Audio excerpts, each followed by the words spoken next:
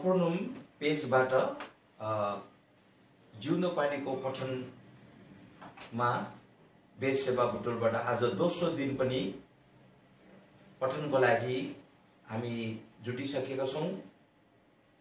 बेरसेबा प्रार्थना भवनबाट अहिले live page कफरनहुम जिउन पानी पठनमा जोडिनु भएका सम्पूर्ण प्रियलाई प्रभु यीशु ख्रीष्टको पवित्र नाममा प्रेमी जय मसीह।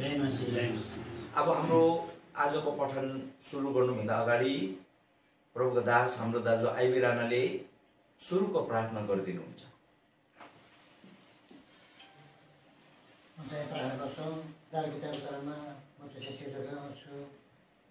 तपाईँको पवित्र लग्न धोइ शुद्ध पवित्र पार्नुहोस्। धन्यवाद समय लागि आज फेरि पनि जिउँदो पानी पठाउन सम्बन्धमा फेरि हामीलाई धन्यवाद दिन्छौँ। जति अब दोस्रो दिन जो आयोजकमा धन्यवाद दिन्छौँ। उहाँहरू भाव उठाएर राख्नुभएको छ। यहाँलाई आशा दिने काम हुने पाउँछ छौँ। अब यो पठन जिउँदो पानी पठन गर्ने गरिराख्नु भएको छ। त्यसैले अब दासहरू भाइहरूलाई सहायता गर्ने काम हुनुहोस्। अब सबै तपाईँ यो देशहरूलाई अब अधीन राखिकन प्रभु सबै विजय दिने काम गर्नुहोस्। शुद्ध अन्तसम्म तपाईँको उपस्थितिमा यो सेवाकाई जो हुनुपर्छ तपाईँ अवैध गर्ने काम गर्नुहोस्। एक पात्र आउँदै अनेक तपाईँ यो देशतिर अब अधीन राख्नु एक पात्र राख्दै छोटी छोटी छुट्टी गर्दै गरेर गर्नुहोस्।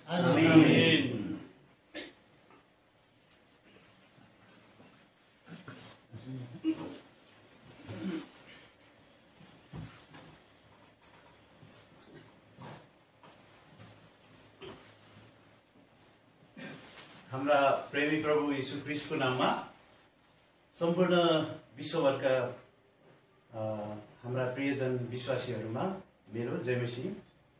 अनि आजको पहिलो पाठ छ। आज दोस्रो दिनमा हामीले जो पढ्नुपर्ने छ यो संगतिको विषयमा। आज संगतिको विषयमा हामीले पढ्नेछौँ। यो चाहिँ छ हङकङ, मकाउ, सिङ्गापुर र मलेसियामा सेवा संगति यसको शीर्षक छ। अनि यसको लेखक हुनुहुन्छ हाम्रो भाइ डीके थापा पद्मोस पोखरेबुङ, उहाँले लेख्नु भएको छ। अब म पढ्न गइरहेको छु। हङकङ, माउन्ट हर्मन र मकाउ माउन्ट कर्मेलमा सेवा संगति विषय लिएर एल्सदाई कालिम्पोङबाट प्रभुको सेवक दानियल राई जानुभएको थियो। प्राय 1 महिनाको संगतिद्वारा दुवै देशका मण्डलीहरूमा प्रभुले प्रशस्त आशिष दिनुभयो भनेर हङकङका जिम्मेवार भाइ सम्मा थापाको कालिम्पोङ र दार्जिलिङको छोटो भेटघाटपछि जानकारी प्राप्त भयो। यसपल्टको सेवामा 13 जना भाइ बहिनीहरूले बप्तिस्मा लिएका छन्। यी प्रियहरूको लागि प्रार्थनामा याद गरिदिनुहोस्। धेरै वर्षको प्रार्थनाको उत्तरपछि यस वर्ष मकाउ देशमा पनि एउटा मण्डली स्थापना भयो। 17 जनवरी 2016 को दिन प्रभुका सेवक दानियल राईले प्रार्थना सहित टेबलको सेवा सुरु गर्नु भएको छ। सेवाघरको नाम माउन्ट कर्मेल राखिएको छ। प्रार्थना सहित यी भाइहरूलाई जिम्मेवारी सुम्पिनु भएको छ।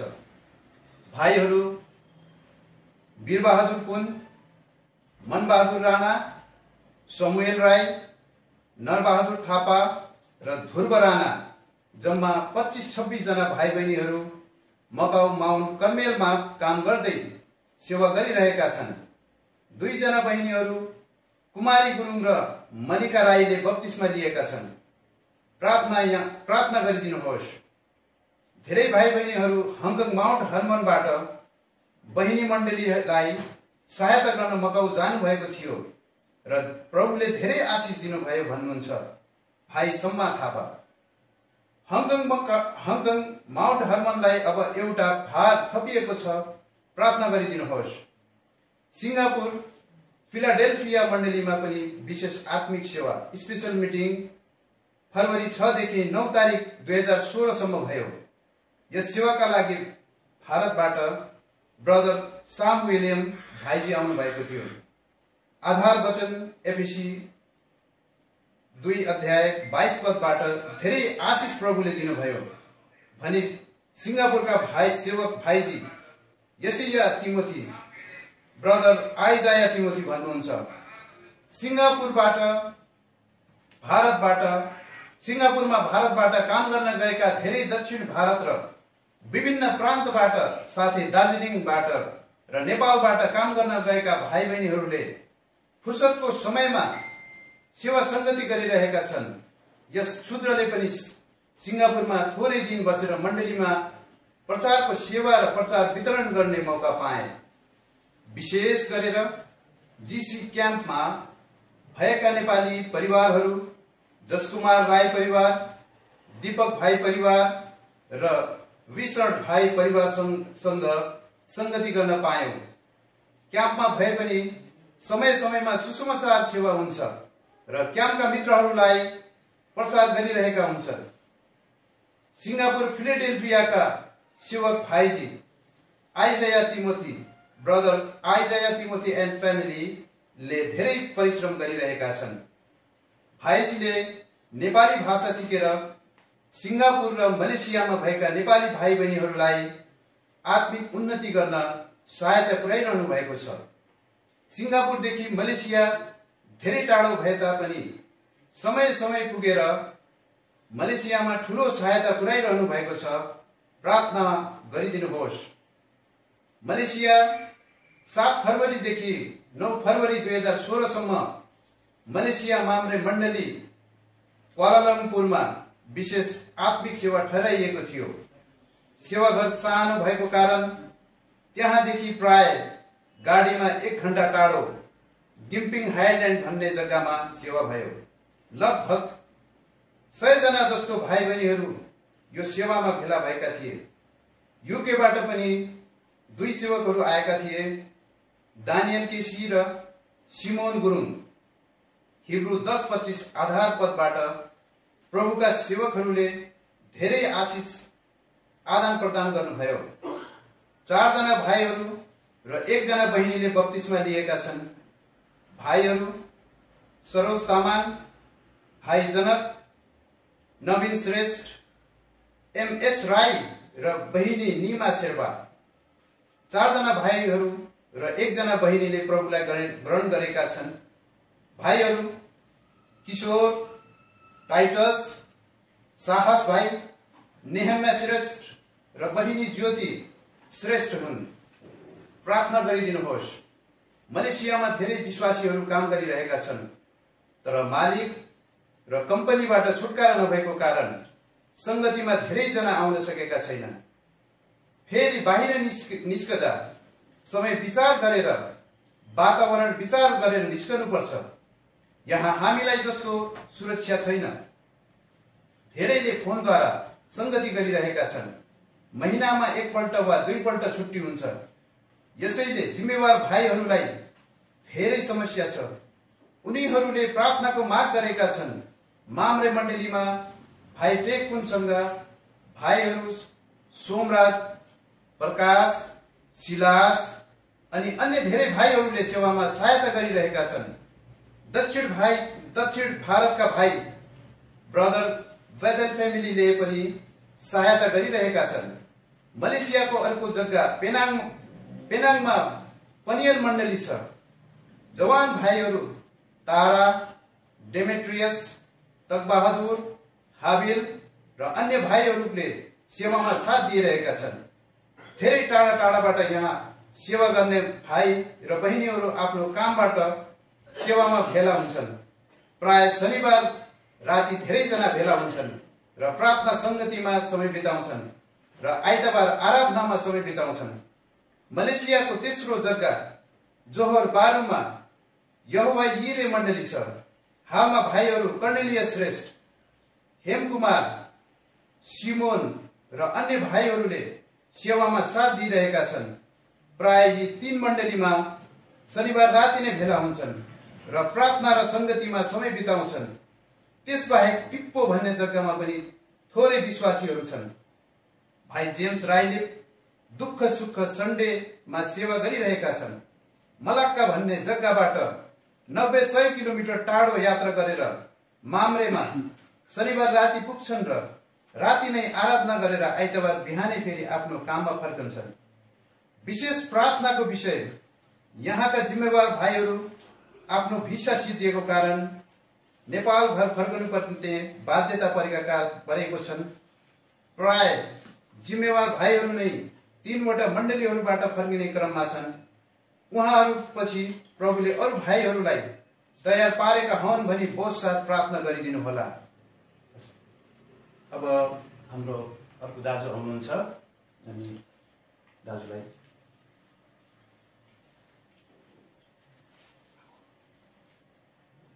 परमेश्वर ख्रीष्टको नाममा यस सेवामा जोडिनुभएका विश्वभरका सम्पूर्ण प्रभुका प्रियजन सन्तगणहरूप्रति र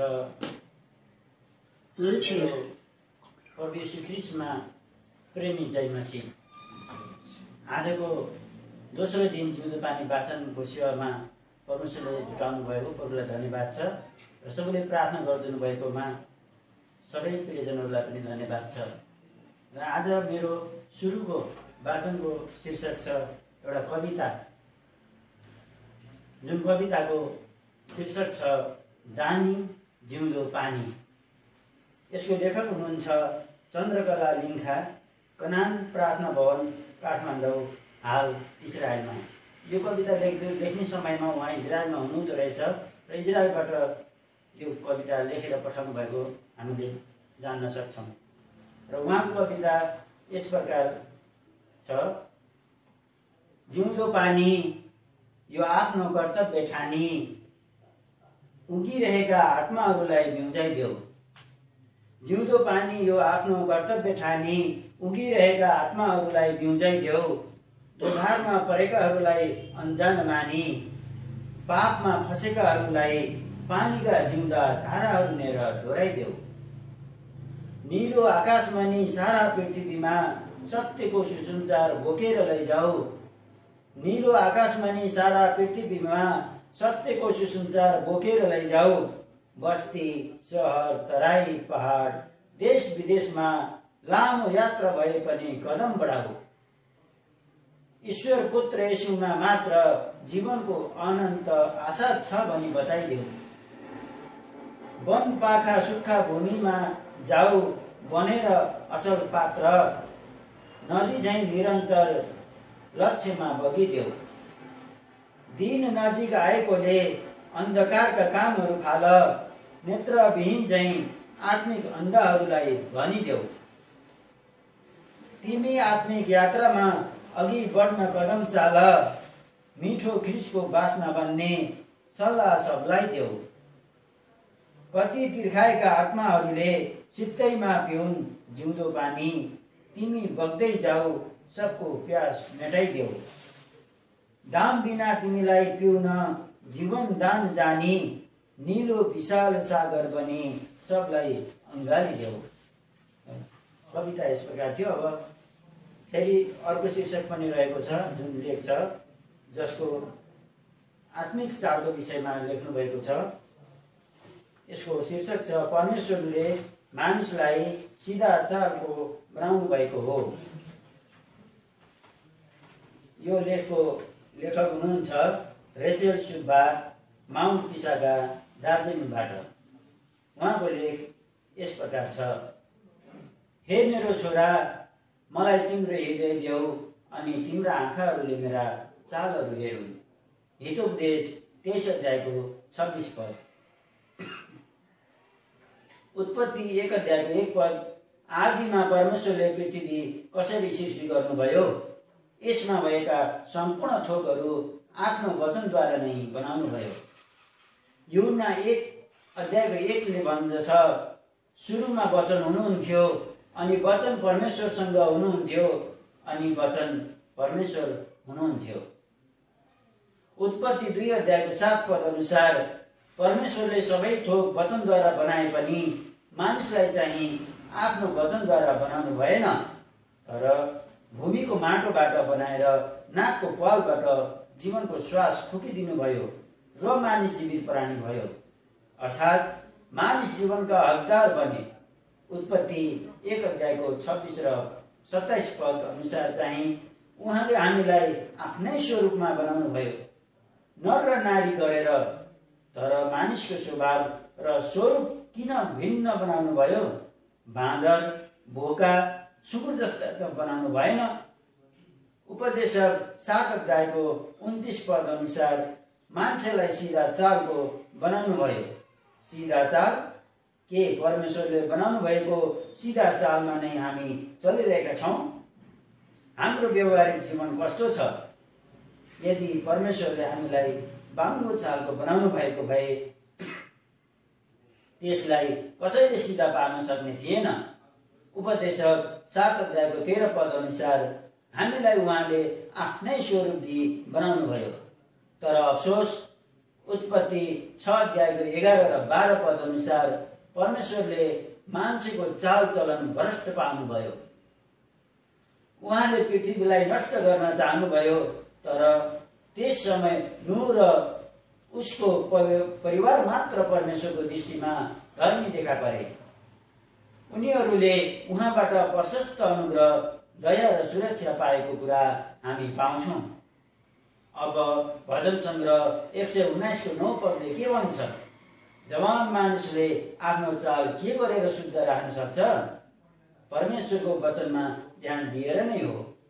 यसर्थ यी दिनहरूमा जवान मात्र होइन, बालक, प्रौढ र वृद्ध अवस्थाकाहरूले पनि वचनमा ध्यान दिनु अत्यावश्यक छ। कारण वचन ध्यानसित सुन्ने मानिस सुखी हुन्छ। हामीमा ख्रीष्टको स्वभावले बास गरेको हुनुपर्छ। हितोपदेश 11 अध्यायको 9 पद अनुसार सिधा चाल चल्नेहरूको धार्मिकताले उनीहरूलाई छुटाउँछ। अनि 12 अध्यायको 6 पदले भन्छ, सिधा चाल चल्नेहरूको मुखले उनीहरूलाई बचाउनेछ। यी सबै उदाहरण स्वरूप हाम्रा प्रभु येशू ख्रीष्टभित्र हामी पाउँछौँ। परमेश्वरले संसारमा मानिसलाई सिधा चालको बनाउनु भयो। तर उनीहरूको टेढापन र अपराधको कारण तिनीहरूमाथि नाश आइलागे। हितोपदेश 11 अध्यायको 3 पद। तर सिधा चाल चल्नेहरूको इमान्दारीपनले उनीहरूलाई डोर्याउनेछ। यो वर्तमान संसार यस्तै छ। यहाँ किन सुरक्षा छैन? चारैतिर विनाश, हत्या, हिंसा, कुकर्मले भरिएको छ। कारण मानिसको चाल परमेश्वरको वचन विपरीत छ। हामी वचन सुन्ने भन्ने र सहजै पढ्ने गर्छौँ, तर पालन चाहिँ गर्दैनौँ। याकुब 1 अध्यायको 22 पद अनुसार सुन्ने मात्र होइन, पालन गर्ने हुनुपर्छ। यसर्थ वचनलाई ध्यानमा राखेर पालन गर्ने भयौँ भने यूहन्ना 3 अध्यायको 16 पद अनुसार उहाँको बलिदान र 1 कोरिन्थी 1 अध्यायको 18 पद अनुसार क्रुसको प्रचार र सामर्थ्य व्यर्थमा जाँदैन। यसकारण प्रियहरू हो, परमेश्वरले बनाउनु भएको सिधा चालमा नचलेर आफूले भोगिरहेको दुःखले आफै दुखी वाक्क व्याक्क बनी जीवनको फिक्रीले मण्डली, घर परिवार र परमेश्वर स्वयंलाई दुःख दिइरहेका छौँ। यद्यपि संसारको अभिलाषा, पाप र दुष्ट कुराहरूबाट छुटकारा दिन परमेश्वर विश्वासयोग्य हुनुहुन्छ। दोस्रा पत्रुस 1 अध्यायको 4 पद अनुसार जसद्वारा हामीलाई अत्यन्तै ठुला र बहुमूल्य प्रतिज्ञाहरू दिएका छन्। यसैले कि यी प्रतिज्ञाहरूद्वारा तिमीहरू यस संसारमा अभिलाषाद्वारा हुने भ्रष्टताबाट उम्केर ईश्वरीय स्वभावका भागीदार हो। कारण भजन सङ्ग्रह 84 अध्यायको 11 पदमा लेखिएको छ, सिधा चाल चल्नेहरूलाई उहाँले असल प्रतिफल दिनु नै हुनेछ। हितोपदेशको किताब अध्ययन गरेर आत्मिक चाल चल्न सिकौँ। 3 कुराहरू छन् जो मेरा लागि साह्रै अचम्मका छन्। 4 कुरा छन् जसलाई म बुझ्दिनँ। हितोपदेश 30 अध्यायको 18 र 19 पद। पहिलो चाल, आकाशमा चिलको चाल। नीलो स्वच्छ निर्मल आकाशमा उडिहिँड्ने, उच्च स्थानमा बस्ने इच्छा हुने पन्छी, उसको उडाइमा कुनै पन्छी पुग्न नसक्ने, तर उसको आँखा नि कहाँ छ? तल पृथ्वीमा। जहाँ मरेका सिनु, सडेका चिजहरू र असहाय पन्छीहरूलाई आहार बनाउन खोजिरहेका हुन्छन्। स्वर्गको राज्यमा विराजमान हुन खोज्ने हाम्रो जीवन पनि पृथ्वीकै कुराहरूमा त छैन, तर अब कलस्सी 3 अध्यायको 2 पदको वचनमा ध्यान दिनुपर्छ। दोस्रो चाल, चट्टानमाथि सर्पको चाल। चट्टानले के देखाउँछ? चट्टान के हो? यो फोस्के ढुङ्गाले, बालुवा र माटोले बनिएको हुँदैन। यो एउटा कडा शिला वा ढुङ्गाले बनिएको हुन्छ, जसलाई कसैले पनि सहजै टुक्राउन सक्दैन। तर जब हाम्रा महान परमेश्वरले कल्वरी क्रुसमा प्राण त्याग्नुभयो, त्यस समय चट्टानहरू चिरा चिरा भएका थिए। कति जिउँदो र सामर्थी परमेश्वर हुनुहुन्छ। वचन अनुसार चट्टान हाम्रा ख्रीष्ट प्रभु स्वयं हुनुहुन्छ, अनि सर्प चाहिँ दियावलस, शैतान। परमेश्वरले प्रेम गरी सृष्टि गर्नुभएको चट्टानमाथि पसालिएको जग अर्थात् मण्डलीमा शैतानको चाल कस्तो छ?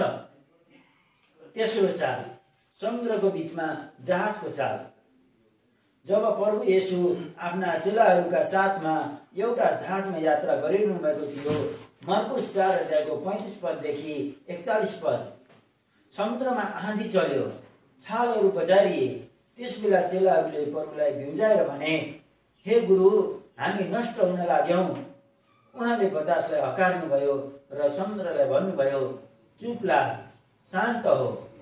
आज हामी पनि यो सांसारिक यात्रामा संगति गर्दा गर्दै, प्रभुको उपस्थिति थाहा गर्दा गर्दै जीवनको यात्रामा संघर्ष र समस्याको भुँरीमा पर्न जान्छौँ। विश्वासको जहाज डुब्न लागेको अवस्थामा परमेश्वरमा सिधा चाल चल्नेहरूका निम्ति उहाँले सबै कुराहरू शान्त पार्न सक्नुहुन्छ। चौथो चाल, तरुणीसँग पुरुषको चाल। वर्तमान संसार यस्तै छ, चारैतिर बलात्कार, कुकर्म, वासना। आदिमा परमेश्वरले नर र नारी नै गरी बनाउनु भयो, तर उनीहरूले परमेश्वरका आज्ञालाई भङ्ग गरेका कारण उनीहरूको पापी आँखा खुलिए र परमेश्वरको श्राप पर्न गयो। सिधा चालबाट तर्केको कारण मानिसको सन्तान दर सन्तान आफ्नै कुचालमा परे। जुन चालहरू हामी बुझ्न सक्दैनौँ, त्यस विषयमा सधैँ सतर्क रहौँ।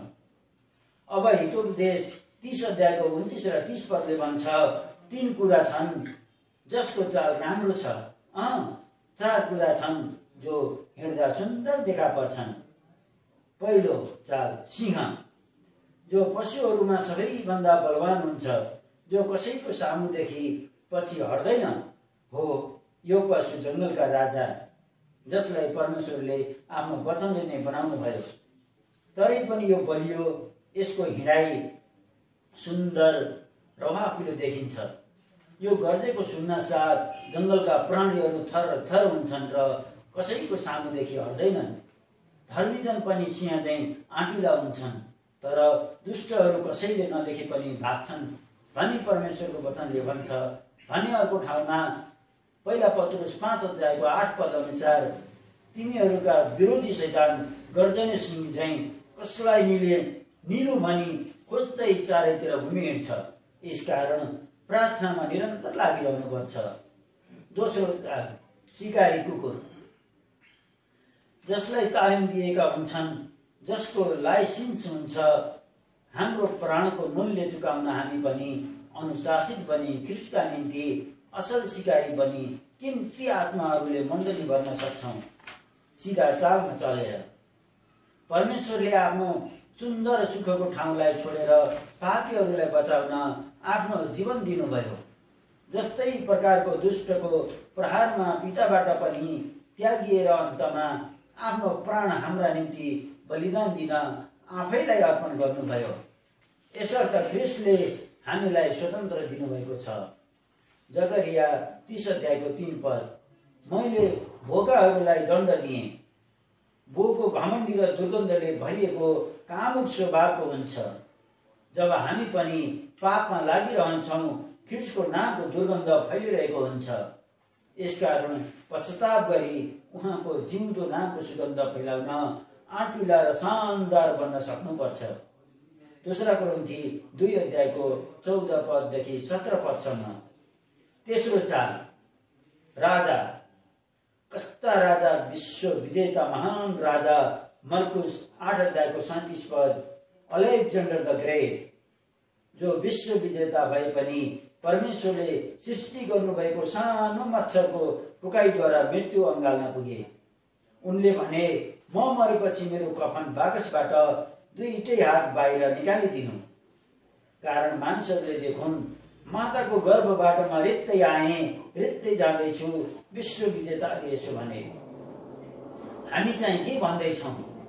के लिएर राजाहरूका राजा प्रभुहरूका प्रभुको सामु जाँदैछौँ?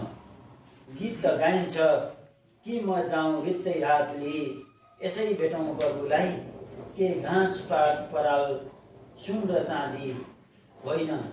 हाम्रा अग्रजहरू महान प्रचारकहरू, जसले परमेश्वरलाई साँचो प्रकारले चिन्नुभयो र उहाँले प्यार गरी सिधा चालमा सृष्टि गर्नुभएका मानिसहरूका करोडौं आत्माहरूलाई जितेर आज परमेश्वरसँग स्वर्ग राज्यमा बडो आनन्द र शानसित हिँडिरहेका छन्।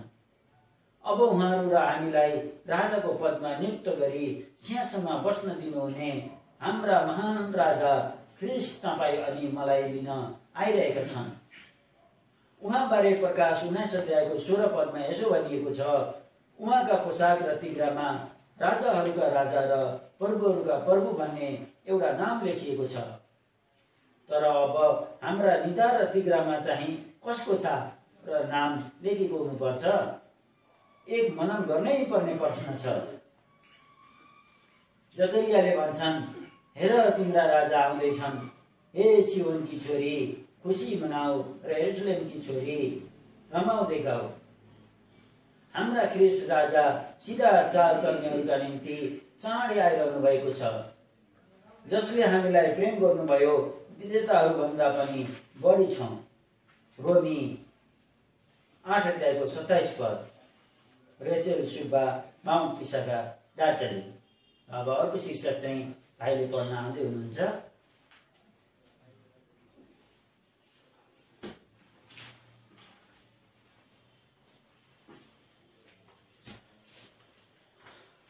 अनि अब हामीले रगत र पानी, जसको लेखक हुनुहुन्छ दिलीप राई भुटान, उहाँले यो लेख लेख्नु भएको रहेछ। हामी यसलाई वाचन गर्न गइरहेका छौँ। एउटा शरीरमा रगत एक अनदेखी चिज हो, तैपनि त्यो बिना शरीर प्राणहीन रहन्छन्। रगत शरीरको सम्पूर्ण अङ्गमा अविरल चलिरहन्छन्, तरै पनि मुटुको धड्कनले चलाएको हुन्छ।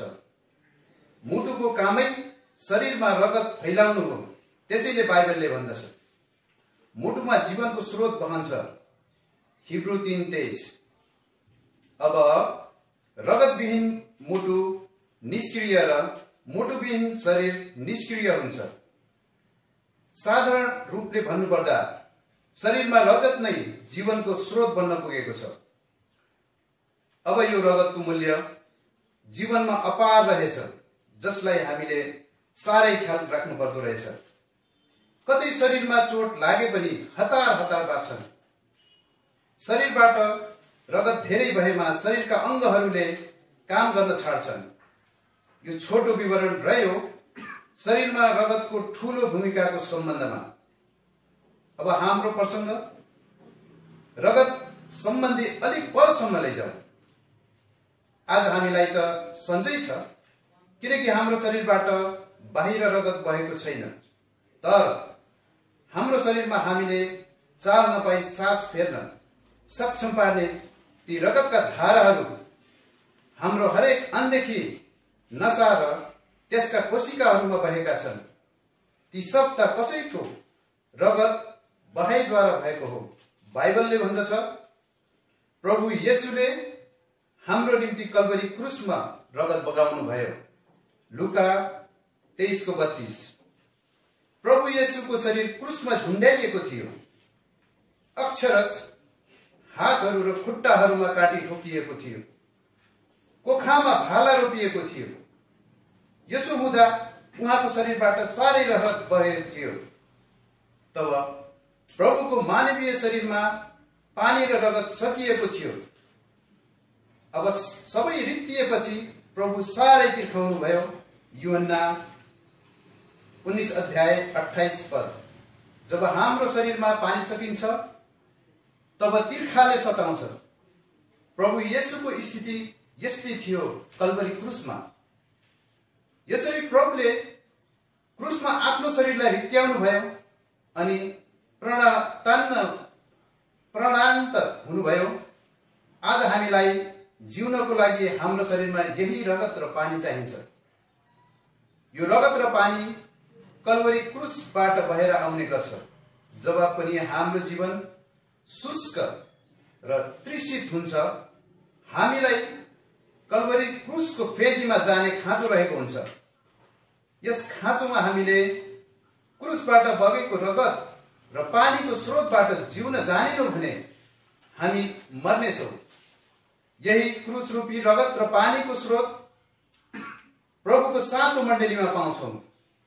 यसकारण यो साँचो मण्डलीको दर्शनमा भएर आज काम गर्यौं भने हामीले मण्डलीलाई साँचो जीवन मार्ग देखाउन सक्छौँ। किनकि त्यहाँबाट त्यो जीवनदायक रगत र पानी बहि निस्कन्छ। हामीले यो जीवनमा हर पल हर घडी त्यही रगत र पानी निरन्तर खर्च गरिरहेका हुन्छौँ। यसर्थ यदि त्यो रगत र पानी अविरल क्रुसको मुहानबाट बगिरहेन भने हामी खाली रित्तो हुन्छौँ। आज हामी जति नै बलवान किन नहौं, तर यो क्रुसको मुहान हाम्रो निम्ति स्रोत भइदिएन भने हामी अवश्य रित्तिन्छौँ, खाली हुन्छौँ। धेरै दिनसम्म प्रभुको संगतिमा नआएको भाइलाई भेट्न जाँदा हामीलाई पत्तो लाग्छ कि भाइको जीवनबाट कति धेरै रगत र पानी बहेर गइसकेको छ। अब त अन्तिम थोपा पनि खर्च भइसकेको छ। अब चाँडै जीवन स्रोतबाट रगत र पानी जोडेन भने जिउन गाह्रो पर्ला। आज कति विश्वासी यस्तो दशामा होलान्। यसकारण हरेक मण्डलीका अगुवाहरूले आफ्नो बगालको रेखदेख गर्दा यस्ता अन्तिम थोपाहरूमा जिरहेकाहरूलाई धेरै ख्याल गर्नु खाँचो छ। धेरैचोटि विश्वासीहरूलाई भेट्न जाँदा अन्तिम थोपा जीवन रूपी रगत र पानी सिद्धिएर मरिसकेको पाउँछौँ। किनकि हिजोसम्म अन्तिम सास फेरिरहेको थियो, तर आज ढिलो भयो। रगत धेरै बहेछ, सबै सिद्धिएछ। हिजोसम्म कति तडपे होला, कति जीवनको उर्वराशीलतामा भुर्किने रहर साँचे होला, तर हामी पुगेर ती क्रुसको रगत र पानीबाट निस्कने जीवनको साँच बाँड्न सकेनौं। आज मण्डलीको हेरचाह र भेटघाटको सेवा बिलाउँदै गइरहेको छ। यसर्थ यो नोक्सानी र हानिको ठूलो तितोपनाले छोप्न अघि हामी सतर्क हुन सकौं। सँगै विश्वासीको जीवनमा भएको रगत र पानी चुहेर नसकिने क्रुस रूपी स्रोत पुर्याउन सकौं। धन्यवाद। अब हाम्रो दाजु आउनुहुन्छ।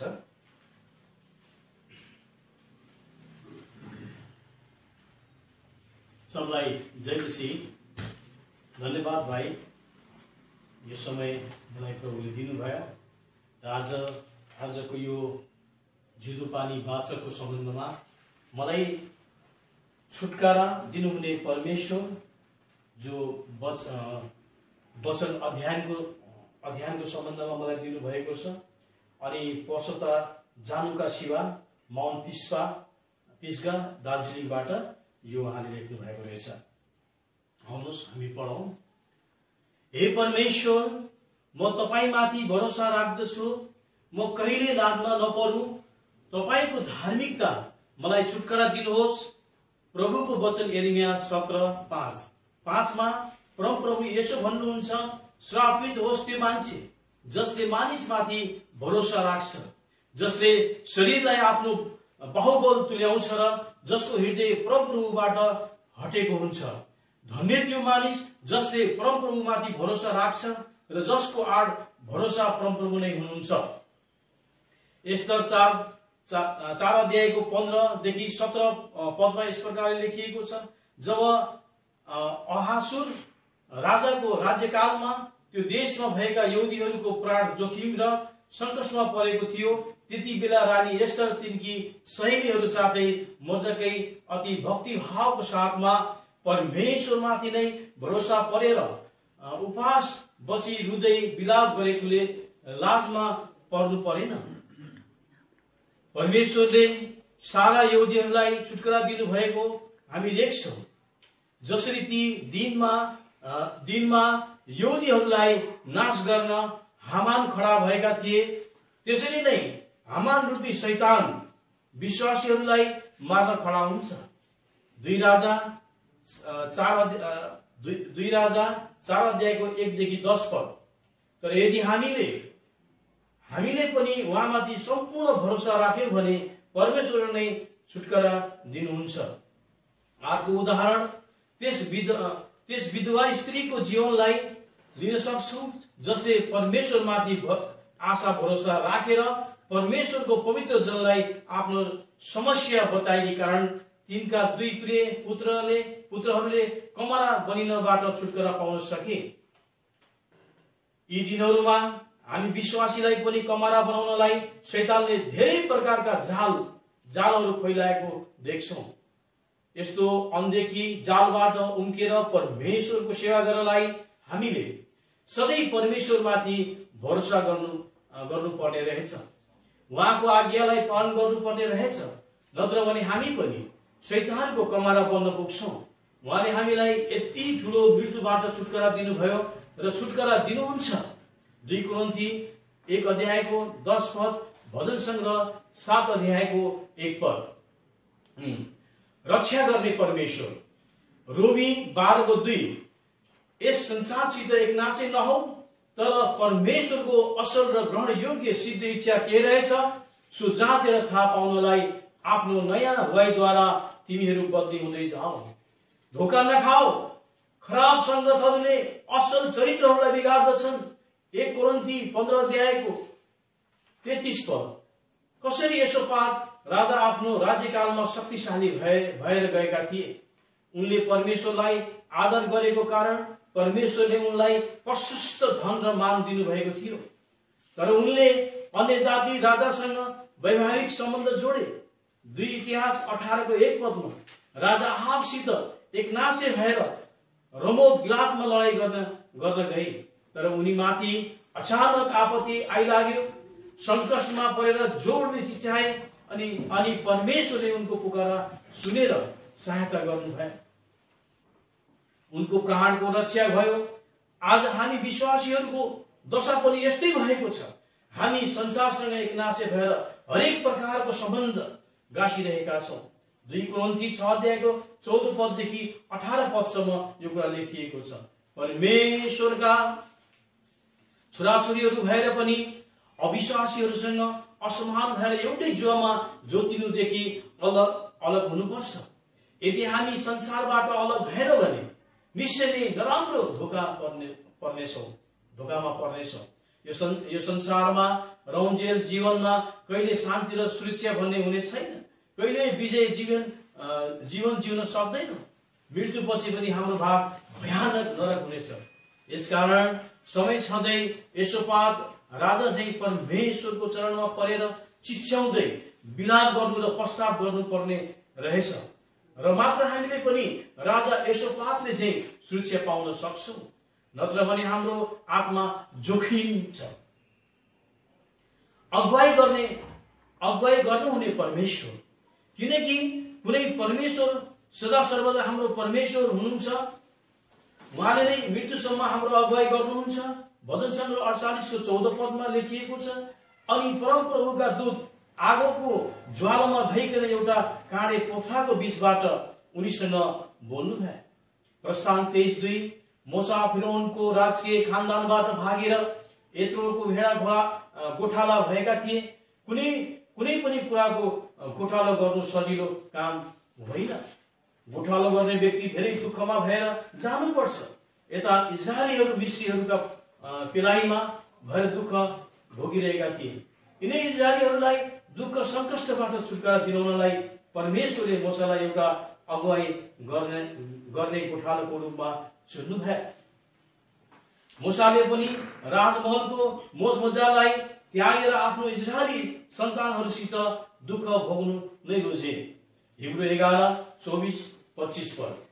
यही कारणले उनलाई परमेश्वरले मृत्युसम्म अगुवाई गर्नुभयो। एक समयमा आफ्नै इजरायली दाजुभाइहरूले उनलाई इन्कार गरेका थिए, तर परमेश्वरले उनलाई कहिले इन्कार गर्नु भएन। परमेश्वर दुःखका दिनहरूमा हामी विश्वासीहरूसँग पनि खुबै बोल्नुहुन्छ, हामीलाई असल मार्गहरूमा अगुवाई गर्नुहुन्छ। हामीसँग पनि परमेश्वर आम्ने सामने बात गर्नुभएको अनुभव गर्न सक्छौं। प्रस्थान 33:11 पद। परमेश्वर मोसासित पनि यसरी बात गर्नुहुन्थ्यो। प्रभुले तिमीहरूलाई विपत्तिको रोटी र कष्टको पानी दिनु भए तापनि तिम्रा शिक्षकहरू फेरि कहिले कुनातिर हटाइने छैनन्, तर तिम्रो आँखाहरूले तिम्रा शिक्षकहरूलाई देख्नेछन्। अनि जब तिनीहरू दाहिनेतिर लाग्छौ वा देब्रेतिर लाग्छौ, तब तिम्रा कानहरूले तिम्रो पछिल्लोतिर यसो भन्ने शब्द सुन्नेछन्, बाटो यही हो, तिमीहरू यसैमा हिँड। यसैया 30:20 र 21 पद। जब हामी घटी कमी भनाई निन्दा रोग अपमानहरूमा भएर जान्छौं, तब मात्र प्रभु बोलेको अनुभव गर्न सक्ने रहेछौं। यसकारण यो आत्मिक यात्रामा दुःख रोग तिरस्कार आउनु नै पर्ने रहेछ, तब मात्र हामी प्रभुको नजिक जान सक्दो रहेछौं। आफैलाई जाँच्दै प्रभुको आगमनको आशा गर्दै रहन सक्ने रहेछौं। अब अर्को उत्सव बल दिनुहुने परमेश्वर। यसैया 40:31। जसले परमप्रभुको बाटो हेर्दछ अथवा परमेश्वरमाथि भरोसा पर्दछ, उनीहरूले नयाँ बल पाउँदै जान्छन्। राजा साउलले दाउदलाई मार्नका निम्ति खेदिरहेका थिए। एक समय त्यही जवान दाउदले फलिस्तीहरूको धम्की र कष्टमा विजय हासिल गरेका थिए। दाउदको काम र बुद्धिलाई देखेर साउलले उनलाई योद्धाहरूमाथि अधिकारीको रूपमा नियुक्त गरेका थिए। 1 शमूएल 18:5 पद। तर जब दाउद शक्तिशाली हुँदै गए, विजयी बन्दै गए, साउलले डाहा गरेर दाउदलाई मार्ने विचार गरे। 1 शमूएल 18:7 र 8 पदमा। तर परमेश्वरले दाउदलाई बल दिनुभएको कारणले आफ्नो मनमा साउलप्रति कहिले इख राखिनन्। बरु उनको मृत्यु हुँदा मलाई जीवनभर खेदो गर्ने मेरो शत्रुको मृत्यु भयो भनेर खुसी भएनन्, तर दिनभरि विलाप गर्दै रोएर उपवास बसे। 2 शमूएल 1:11-12 पद। यसकारण दाउद भन्छन्, हे परमप्रभु मेरो बल, म तपाईलाई प्रेम गर्छु। परमप्रभु मेरो चट्टान, किल्ला, उद्धारक बल हुनुहुन्छ, जसमाथि म भरोसा राख्नेछु। मेरो ढाल, उद्धारकको सिंह र मेरो उच्च गढ। भजन सङ्ग्रह 18:1-2 पद।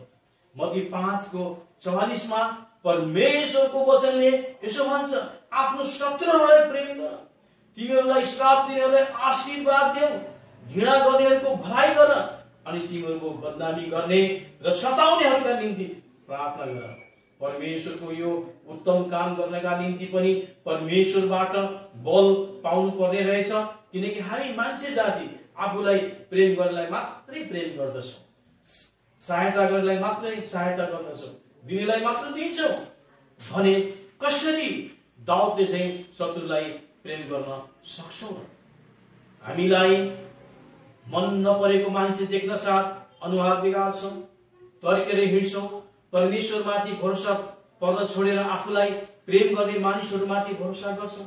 हामी उद्धार पाएका, नयाँ जीवन पाएका विश्वासी भएपछि मानिसमाथि होइन, तर उद्धारकर्ता परमेश्वरमाथि भरोसा राखौँ अनि आनन्दित हौ। नेहमिया 8:10। परमप्रभुको आनन्दै बल हो। भलाइ गर्ने परमेश्वर, आहा, तपाईको भलाइ कति महान छन्, जो तपाईले तपाईको भय मान्नेहरूका निम्ति साँचेर राख्नु भएको छ।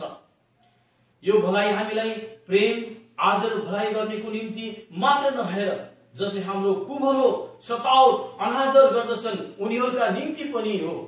युसुफलाई आफ्नै दाजुभाइहरूले डाहाको कारणले मार्न खोजे। उत्पत्ति 37 को 18 पद दाजु रुबेनको कारणले मार्न त पाएनन्, तर टाढो देशमा बेची पठाए। त्यस नयाँ ठाउँमा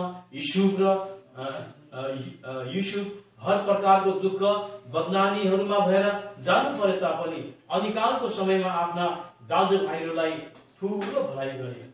यिनीहरूकै कारणले मैले दुःख कष्ट भोग्नु परे भनेर कहिले बदलाको भावना राखेन। तर युसुफले आफ्ना दाजुभाइहरूको पालन पोषण गरे, सबैभन्दा उत्तम भाग दिए। उत्पत्ति 45 अध्यायको 7, 8 अनि 18 पद युसुफ सारा मिश्रका शासक थिए। उनले चाहेका भए खराबीको बदला खराबी गर्न सक्थे, दाजुहरूलाई रित्तो हात खेद्न सक्थे वा झालखानामा थुनुवा बनाउन सक्थे। तर उनले यति ठुलो भलाइ गरे। रोमी 12 अध्यायको 17-21। तर आज हामी युसुफको सट्टामा भएको भए के हामीले भलाइ गर्थ्यौं? त्यो ठुलो प्रश्न छ। हामीलाई मार्न चाहने मान्छे त के मन नपराउने मान्छेलाई पनि हामी हेर्न बोलाउन चाहदैनौं। म आफै पनि यसमा चुकेको छु। युसुफले त्यस्तो ठुलो भलो हृदय उनको आफ्नै बलले पाएका होइनन्, तर परमेश्वरको अनुग्रह बलले पाएका हुन्। गलाती 6:9-10 पद। त हामी पनि युसुफ जस्तै हुनका निम्ति प्रार्थना गरौं। प्रार्थना सुन्ने परमेश्वर, किनभने मेरो आतुरीमा मैले भने म तपाईको आँखाबाट अलग पारिएको छु, तर पनि जब मैले तपाईलाई पुकारे तब तपाईले मेरो बिन्तीहरूको स्वर सुन्नुभयो। भजन संग्रह 31 अध्यायको 22 पद। हन्नाको कोही सन्तान नभएकोले उनकी सौता वा विरोधीले उनलाई कुर्याउने चिड्याउने काम गर्थिन्। 1 शमूएल 1:6-7 के भनेर विरोध गरे, कुन नमिठो शब्द प्रयोग गरे त्यो बाइबलमा लेखिएको छैन। तर हामीलाई ज्ञान हुन्छ, ज्ञान भएकै कुरो हो। उद्धार नपाएका मानिसहरूले सन्तान नहुने स्त्रीलाई कति नमिठो सहनशीलतादेखि बाहिरको शब्द लगाएर गाली गर्छन्। सोही प्रकारले हन्नालाई पनि उनकी विरोधीले कस्तो पचाउन नसक्ने शब्दहरूको प्रहार गर्थिन् होली। यसैले हन्ना हृदयको ठुलो पीडामा डुबेकी थिइन्। आफ्नो मनभरिको पीडा दुःख पोखाउन परमेश्वरको घरमा प्रार्थना गरिरहेकी बेला आपदमाथि विपद भने चाहिँ परमेश्वरको घरको पुजारी एलीले माथिकी स्त्री भनेर हप्काए। तर यस्तो अवस्थामा पनि हन्ना दिदीले निराश नभइकन मान्छेलाई होइन तर प्रार्थना सुनेर उत्तर दिनुहुने परमेश्वरमाथि भरोसा राखेर पुकारा गरिरही। कारण परमेश्वरले उनलाई एउटा छोरो दिनुहुन्छ भन्ने विश्वास थियो। सोही प्रकारले हामी पनि रोगमा, घटीमा, निन्दामा, अपमानमा, आत्मिक बाँझोपनमा पर्छौं, तर निराश नभइकन स्वार्थविहीनको प्रार्थना गर्दै मानिसमाथि होइन तर परमेश्वरमाथि भरोसा राख्यौं भने निश्चय उहाँले हाम्रो प्रार्थना सुन्नुहुन्छ अनि हाम्रो आनन्द खुसी बढाइदिनुहुन्छ। दुःख बिनाको प्रार्थना पनि हल्का भएर जान्छ। म आफै पनि धेरै रोगले सताइएको मान्छे हुँ। 2014मा मेरो अपरेसनको लागि प्रार्थना भइरहेको थियो। मैले पनि तोडिएर आँसुका साथ प्रभुलाई भने, प्रभु यदि यो पाली मेरो अपरेसन हुनुपर्छ भने मलाई चिन्ह दिनुहोस्। कसैले तपाईले उपचारको निम्ति भनेर सहायता दिनुपर्छ अनि मेरो अपरेसनमा तपाईको घरको पैसा खर्च नभएको होस् भनेर शर्त राख्दै प्रार्थना गरिदिए। सो प्रभुले सुन्नुभयो अनि पूरा पनि गरिदिनु भयो। यसकारण यी अन्तिम दिनहरूमा हामी विश्वासीहरू धेरै प्रकारका दुःखमा, कष्टमा, रोगमा भएर जानु परे तापनि निराशा हुनु छैन। हाम्रा परमेश्वर प्रार्थना सुन्नुहुने परमेश्वर हुनुहुन्छ। हृदयको तहबाट तोडिएर गरेको प्रार्थना अवश्य सुनाइ हुने रहेछ। हृदयलाई बलियो पार्नुहुने परमेश्वर, हृदयलाई बलियो पार्नुहुने परमेश्वर, हाम्रा परमेश्वर हृदयलाई बलियो पार्नुहुने परमेश्वर हुनुहुन्छ। हे सबै परमप्रभुमाथि आशा राख्नेहरू हो, साहसिला हौ र उहाँले तिमीहरूको हृदय बलियो पार्नुहुनेछ। भजन संग्रह 31 अध्यायको 24 पद। मूसाको मृत्युपछि इस्राएलीहरूलाई अगुवाई गर्दै कनान देशमा पुर्याउन उनको जवान सेवक यहोशुलाई बलियो अगुवाको रूपमा प्रयोग गर्नुभयो। यहोशु 1 अध्यायको 7 र 9 पद। यहोशुले आफ्नो सम्पूर्ण मन प्राणले परमेश्वरमाथि आशा भरोसा राख्दै उहाँका सबै आज्ञाहरूलाई पालन गर्दै कनान देशमा प्रवेश गर्न सफल भए।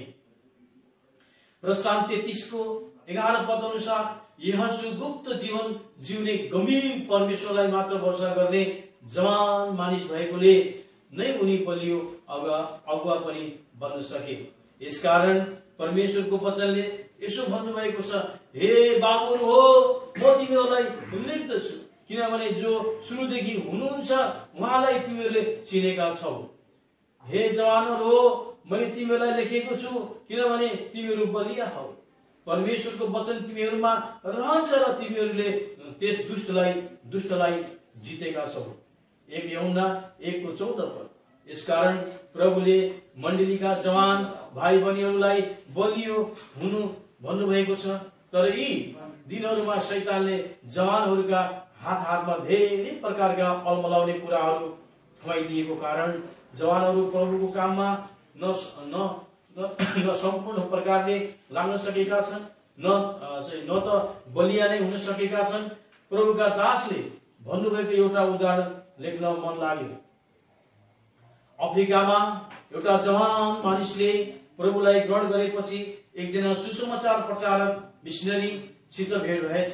प्रचारकले सोधेछन्, प्रभुलाई पाएपछि तपाईको जीवन कस्तो छ? त्यस जवानले भनेछन्, माया लाग्दो छ मेरो जीवन। पहिला प्रभु नपाउँदा मेरो हृदयमा राज्य गर्ने एउटा मात्र कालो कुकुर थियो। प्रभु पाएपछि सेतो कुकुर पनि छ जो सधैँ जुटिरहन्छन्। फेरि प्रचारकले सोधेछन्, कुन कुकुरले जित्छ? जवाफमा उसले भन्छ, जसलाई म धेरै खुराक खुवाउँछु त्यसले नै जित्छ। यी दिनहरूमा त्यो कालो कुकुरलाई मन पर्ने धेरै प्रकारका साधनहरू निकालेर त्यो कालो कुकुरलाई प्रशस्त खुराक पुगिरहेको छ अनि बलियो बनाइरहेको छ।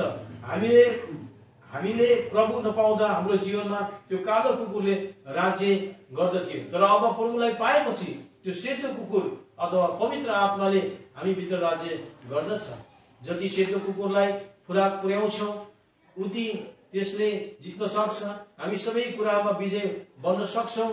तर अफसोस, यी दिनमा सेतो कुकुरको सट्टा कालो कुकुरलाई पो बेसरी खुवाएर विजय बनाइरहेका छौँ। कालो कुकुर रूपी संसारले जवानलाई खिचेर प्रभुमा दुर्बल बनिरहेका छन्। यसकारण होशियार हौ, धोका नखाऊ। खराब संगतहरूले असल चरित्रहरू बिगार्दछन्। 1 कोरिन्थी 15 अध्यायको 33 पद। धन्यवाद सुनिदिनु भयो।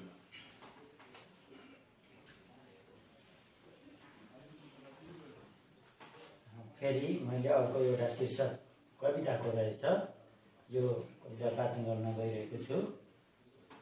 कविताको शीर्षक छ संगति। यसको लेखक हुनुहुन्छ प्रशंसा राई, यहोवासम्म मिरिक। मिठो रसिलो अति नै स्वादिलो, चाखेपछि जो पनि हुन्छ हसिलो। मिठो रसिलो अति नै स्वादिलो, चाखेपछि जो पनि हुन्छ हसिलो। खाएपछि जो पनि हुन्छ पोसिलो।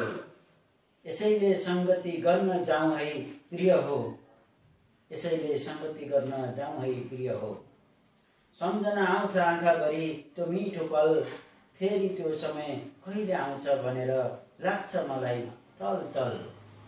सम्झना आउँछ आँखाभरि त्यो मिठो पल, फेरि त्यो समय कहिले आउँछ भनेर लाग्छ मलाई तल तल। कहिले नबिर्सने कहिले नभुल्ने त्यो मिठो पल, यस्तो हुँदो रहेछ प्रिय हो संगतिको फल। कहिले नबिर्सने कहिले नभुल्ने त्यो मिठो पल। यस्तो हुँदो रहेछ प्रिय हो सङ्गतिको फल। कति सुन्दर महभन्द मिठो त्यो क्षण, सुनेका थियौँ कुनै समय परमेश्वरको वचन। कति सुन्दर महभन्द मिठो त्यो क्षण, सुनेका थियौँ कुनै समय परमेश्वरको वचन। भेला भएका थियौँ त्यस ठाउँमा हामी सबै परमेश्वरका जन। भेला भएका थियौँ त्यस ठाउँमा हामी सबै परमेश्वरका जन। यसैले सङ्गति गरौँ प्रिय हो भएर एकै मन, आत्माको दियो ननिभाउँ है, सङ्गति गर्न नछोडौँ है। यसैले सङ्गति गरौँ प्रिय हो भएर एकै मन, आत्माको दियो ननिभाउँ है, सङ्गति गर्न नछोडौँ है। आत्मिक जग ख्रिस्टमा बसालिएको तपाईँ हामीले गरेको सङ्गति रहस्यको। आत्मिक जग ख्रिस्टमा बसालिएको तपाईँ हामीले गरेको सङ्गति रहस्यको। प्रशंसा राई यहोवासम्म मेरी।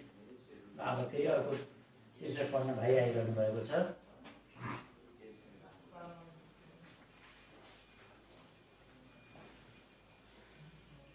आज हामीले हाम्रो अन्तिम हाम्रो पाठ भनौँ हामीले पढ्न गइरहेका छौँ। आजको दिनको यो हो सम्झनाको विषयमा लेख्नु भएको रहेछ। सम्झना, उहाँले अनन्त महिमाको, जसको लेखक हुनुहुन्छ भाइ बेन्जामिन राई।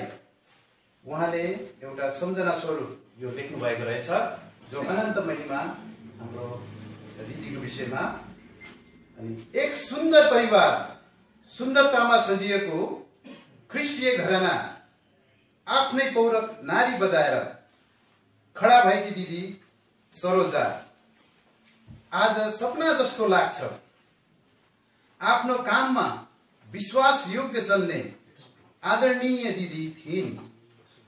उनको जीवन सिलसिलाको कुरा गर्दै जाँदा शारीरिक जन्म 1961 सालमा 23 मार्चमा भएर आमा, दिदीहरू र भाइको साथ हुर्किएर जवानी अवस्थामा नै ख्रिस्टको मिठो प्रेमलाई चाख्न पाएकी थिइन्। साथै आत्मिक जन्म 1980 मा भएको थियो। त्यसपछि भुटानी शरणार्थी डोन सुब्बा सँग विवाह गरिन्। कान्छी छोरी भएकीले परिवारमा सबैकी प्यारी। यति मात्र होइन, ख्रिस्टको साँचो छोरी सत्य, पवित्र, धार्मिकता र इमान्दारितामा जिउने, जो सेवा, संगति, प्रार्थनामा जीवन बिताउने गर्थिन्। यिनी पनि सारा झैं पालमा बसे जस्तो गरी कामबाट छुट्टी पश्चात आफ्नो घरभित्र बस्ने आदत थियो। समय पाए प्रार्थनाद्वारा अगुवाई भए प्रिय विश्वासी जनको घरमा भिजिटिङ गर्न जान्थिन्। जाँदाखेरि कहिल्यै खाली हात लिएर जाने होइन, तर झोलाभरि कोसेली भरेर लिएर जाने गर्थिन्। हाबिल चाहिँ उनको दर्शन थियो। यसरी दिदीले भिजिटिङ गर्दा कहिल्यै पनि आफ्नो मुखबाट यस्तो शब्द गरिनन्, तर सट्टामा हौसला दिन्थिन्। दुःख, निराश, हताश, कमजोरी, परीक्षा, अर्धजयको पछि परिनन् र त्यस्तो कुरा पनि गरिनन्। तिनको भिजिटिङ तेजपूर्ण र आशिषमय हुन्थ्यो। आफ्नो घरमा आउने पाहुनाहरूलाई अतिथि सत्कार गर्न पछि परिनन्। आदरणीय भाइजीहरू र सेवाका प्राचीनहरूको सेवा गर्न पनि तिनले जानेकी थिइन्। रोमी 12:1। उनको पतिमा पनि त्यही धारणा र स्वभाव थियो। यसै कारण तिनी आफ्ना पतिलाई एक दरो किल्ला र खम्बा मान्थिन्। तिनी एक असल योद्धा चाहिँ ख्रिस्टको हतियार बनिएको देख्छौ। हाम्री दिदी सरोजासँग बात गर्न साह्रै स्वाद र मजा लाग्थ्यो, किनकि तिनी बोल्दा सुन्ने व्यक्तिले अनुग्रह पाउँथ्यो। हामीलाई अचम्म लाग्छ, तिनको ठाउँमा अरू भाइ कति घमण्ड गर्थे। मेरो घराना गोरुबथानमा सबैभन्दा ठुलो घराना हो र म चाहिँ ठुलो घरानाकी छोरी हुँ, म नर्स इन्चार्ज हुँ, मसित बात गर्न तिमीहरूलाई सुहाउँदैन भनेर भन्नु पर्थ्यो। तर यसो नभएर उनले भन्ने गर्थिन्, भाइ म त सानो नोकरी गर्छु अनि हामी साना घरानाका हौँ। दिदीले आफ्नो घमण्ड वैद्य लुकाले जस्तै लुकाउने गर्थिन् र प्रार्थना गरिदिनु भनेर भन्थिन्। उनले मन टुटेका, भाँचिएकाहरू र पाप परीक्षामा परेकाहरूलाई सजिलैसित उठाउँथिन्। उनीहरूले बात गर्दा पहिल्यैबाट आफ्नो मूर्खता, दोष, कमजोरीपना देखाएर बेनी विस्तार बताउँथे। आखिरमा सबै कुराहरू सुनिसकेपछि तिनले ख्रिस्टीय जीवन कसरी जिउने भन्ने कुरा गरेर पश्चातापको मैदानमा ल्याउँथिन्।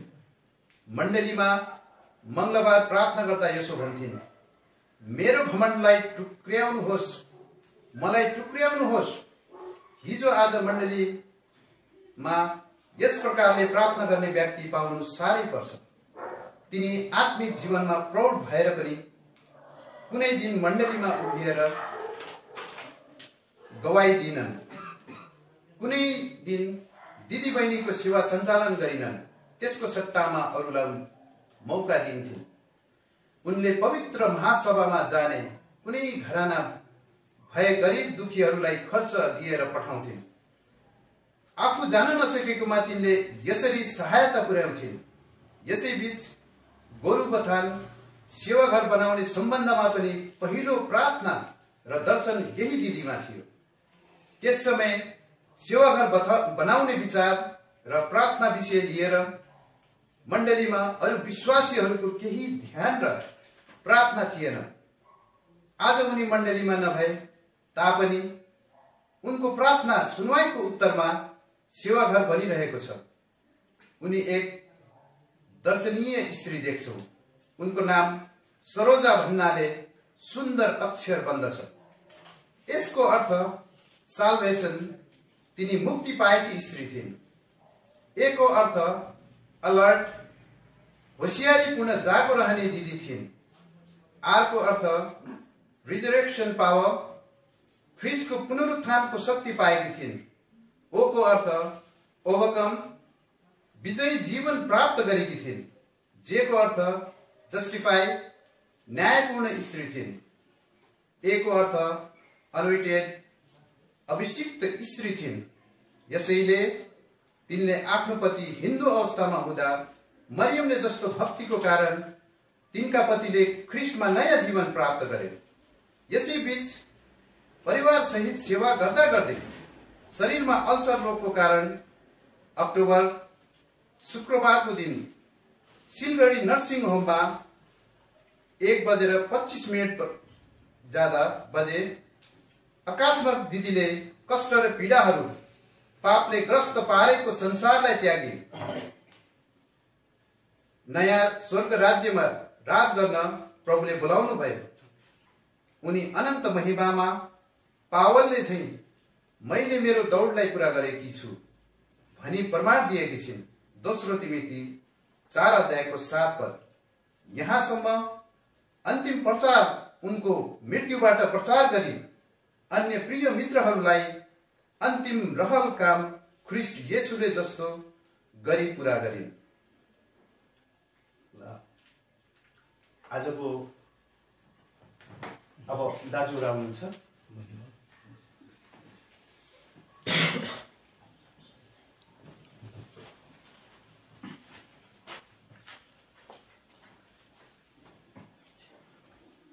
आजको जिउनो पानीको पठनको दोस्रो दिनको भाग यही अन्त भएको छ र हामी क्षमा प्रार्थी छौँ।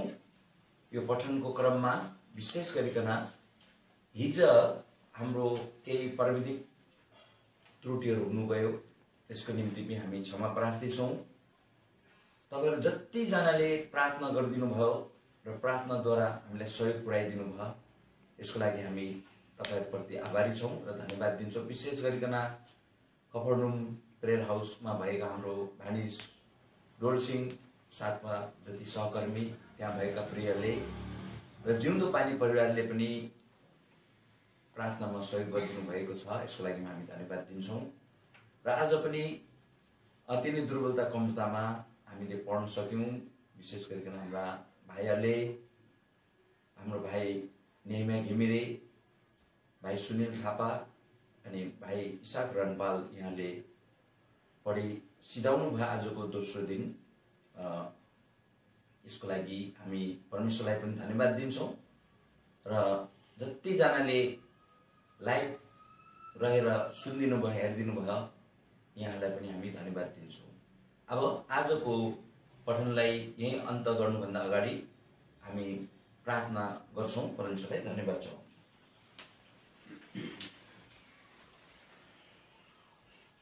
हामीहरूका अति नै महान दयालु जीवित अनि सामर्थ्य परमेश्वर, धन्यवाद दिन्छौँ हामीलाई यो सुन्दर समय दिनुभयो।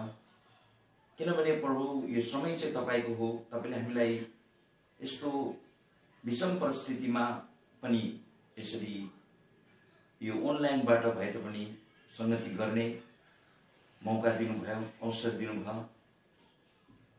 यो कफरनहुम प्रेयर हाउसबाट भइकन जिउँदो पानीको पठनको सम्बन्धमा बेतसेवा प्रार्थना भवनलाई दोस्रो पटक पठन गर्ने समय प्रदान गर्नुभएको लागि धन्यवाद छ। हिजोदेखि यो पठन डिसेम्बर 8, 9, 10 यो 3 दिनको हिजो पहिलो दिनको पठनमा प्राविधिक त्रुटिहरू कति कमजोर दुर्बलता भए तर पनि तपाईँले सम्हाल्नु भयो, धन्यवाद छ।